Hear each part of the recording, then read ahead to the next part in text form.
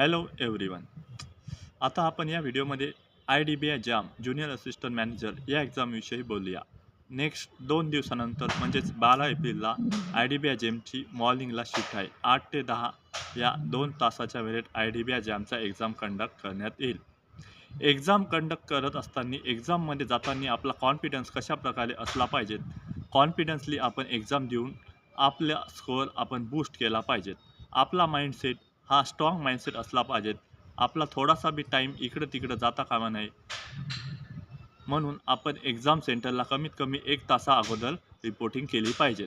Reporting केल्यानंतर एक्झाममध्ये जात असताना आपल्याला कशाप्रकारे एनर्जेटिक फील करावं किंवा आपण चहा वगैरे नाश्ता वगैरे घेऊन एक्झामला जावे. एक्झामला बसल्यानंतर आपल्याला 2 घंटे कन्सिस्टन्सी ठेवली पाहिजे.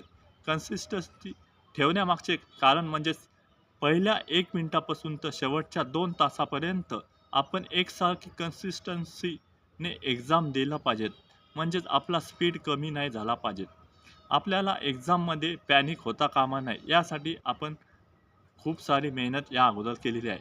मी या अगोदर 2 IDBIच्या एक्झाम दिल्या आहे आणि मी यावर्षी हा तिसरी माझी IDBI जॅमची एक्झाम आहे.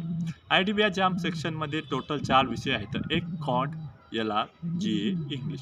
कॉन्टमध्ये 40 मार्क्सचा स्पेशल सब्जेक्ट असतो आणि त्यामध्ये जवळपास 50% कमर्शियल आणि बाकी 50% बाकीचे मिसलेनियस टॉपिक. हा कॉन्टचा सेक्शन हा 30 मिनिटाचा असतो 40 मार्कासाठी. दुसरा सेक्शन म्हणजे LRचा सेक्शन. LRच्या सेक्शनमध्ये 40 मार्क प्लस 20 मार्क DA. 40 मार्कचं रिझनिंग प्लस 20 मार्कचं DA असं कॉम्बिनेशन LR सेक्शनमध्ये केलेलं आहे. LR सेक्शन हा 60 मार्काचा असतो. यामध्ये टाईम तुम्हाला 40 मिनिटं दिलेला असतो. नंतर सेक्शन येतो इंग्लिश. इंग्लिश सेक्शनसाठी फक्त 20 मिनिटं दिले आहेत, पण 40 क्वेश्चन दिलेले आहेत. आणि लास्टला येतो GA. GA plus computer. 40 मार्काला GA प्लस 20 मार्काला कॅम्प्युटर. यामध्ये पण टाईम थोडासा कमीच दिलेला आहे. हे 4 सेक्शन झाले. तर 4 सेक्शनमध्ये सर्वात पहिले आपल्याला कॉन्ट रिझनिंग हा कॉम्बो महत्त्वाचा असतो. कारण की 100 मार्क्ससाठी कॉन्ट रिझनिंग येते. कॉन्ट रिझनिंग 100 मार्कपैकी आपल्याला कमीत कमी 65 प्लस अटेम्प्ट करणे गरजेचं आहे. 60 प्लस अटेम्प्ट हा गुड अटेम्प्ट मानला जातो. असं एक्झाम दिल्यानंतर आपल्याला लक्षात येईल. एक्झामची difficulty level normal RRB PO लेवलच्या खालचीच असते. तरीसुद्धा हा मेस लेवलचा पेपर असल्याने या डिफिकल्टीला आपण थोडीशी मॉडरेट लेवललाच बोलूया. आणि GA याचं प्रेडिक्ट करू शकत नाही. आणि इंग्लिश तर इझी लेवल असते. इंग्लिशमध्ये टाईम कमी असल्यानं तुम्ही इंग्लिश हा स्पीडमध्ये वाचन करून सोडवलं पाहिजे. इंग्लिश स्पीड वाचन करून सोडवल्यानंतर तुम्हाला असं लक्षात की स्पीडनं सोडवल्यानंतर तुमचे इंग्लिशमध्ये जास्त अटेम्प्ट होतील.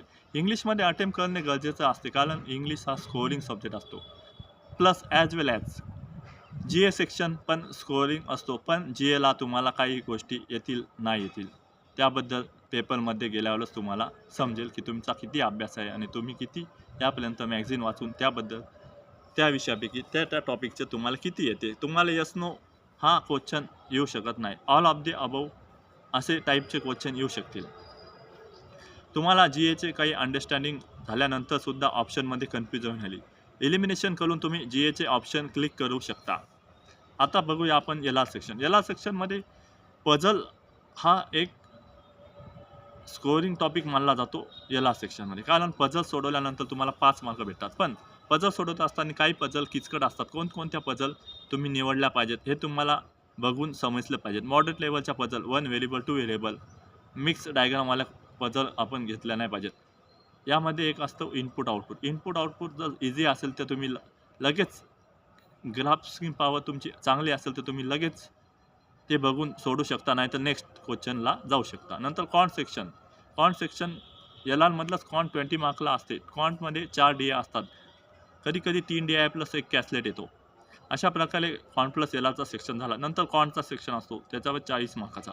अशा प्रकारे हे IDBI जे आमचे एक्झामचे ॲनालिसिस आणि हे यामध्ये काय काय असते हे आपण या व्हिडिओमध्ये बघितलेलं आहे. Thank you everybody. Have a nice day.